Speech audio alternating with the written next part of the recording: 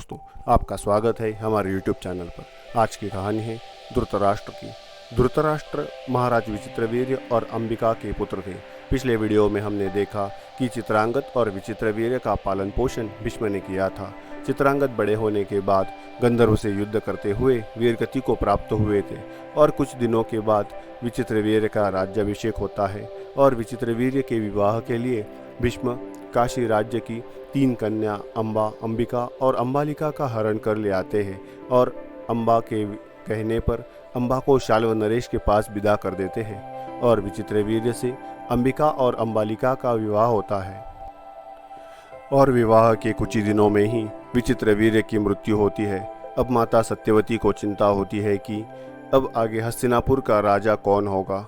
तब माता सत्यवती भीष्म से अंबिका और अंबालिका से विवाह करने के लिए कहती है, पर भीष्म ने कहा कि मैं अपनी प्रतिज्ञा भंग नहीं कर सकता।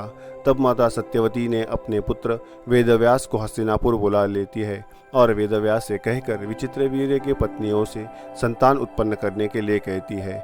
और जब वेदव्यास पहले अंबिका के पास गए तब अंबिका ने उन्हें देखकर अपने नेत्र बंद कर लिए। वेदव्यास लौटकर माता से कहा कि माता, अंबिका का बड़ा ही तेजस्वी पुत्र होगा, किंतु नेत्र बंद करने के दोष के कारण वह नेत्रहीन होगा।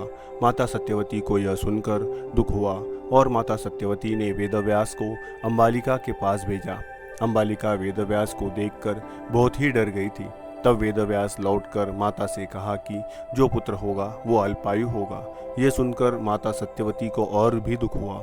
उन्होंने वेदव्यास को पुनः अंबिका के पास भेजा, पर अंबिका ने डर के कारण अपनी दासी को अपने ही कक्ष में भेज दिया।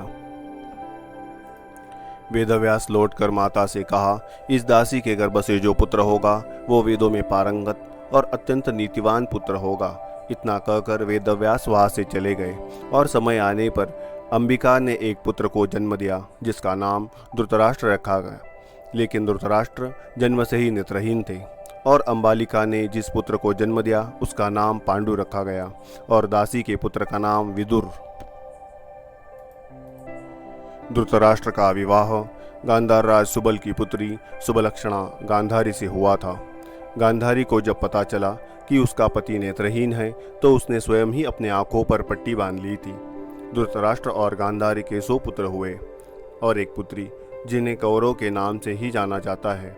धृतराष्ट्र 3 भाइयों में सबसे बड़े थे, लेकिन नेत्रहीन होने के कारण पांडु को राजा बना दिया गया और पांडु के मृत्यु के बाद धृतराष्ट्र राजा बने।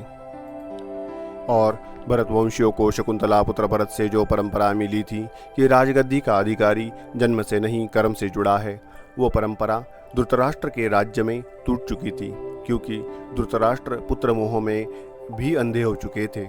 महाभारत का जो युद्ध हुआ उसका उत्तरदायी भी धृतराष्ट्र ही थे, क्योंकि उन्हें पितामह भीष्म ने समझाने का प्रयास किया था, लेकिन वो नहीं माने। विदुर ने भी धृतराष्ट्र को बहुत समझाया, पर वो नहीं माने। और शांति दूत बनकर आए भगवान श्री कृष्ण ने भी समझाने का प्रयास किया था, पर वो भी असफल रहे। द्रौपदी का जो वस्त्रहरण हुआ था उसके लिए भी धृतराष्ट्र ही उत्तरदायी थे। और इसी के कारण महाभारत का विनाशकारी युद्ध हुआ और कौरवों की पराजय हुई। पांडवों ने विजयी होने के उपरांत धृतराष्ट्र तथा गांधारी की माता पिता की समान सेवा की और कुछ सालों के बाद धृतराष्ट्र, गांधारी, विदुर और कुंती वन में रहने के लिए चले गए और वही उनकी मृत्यु हो गई।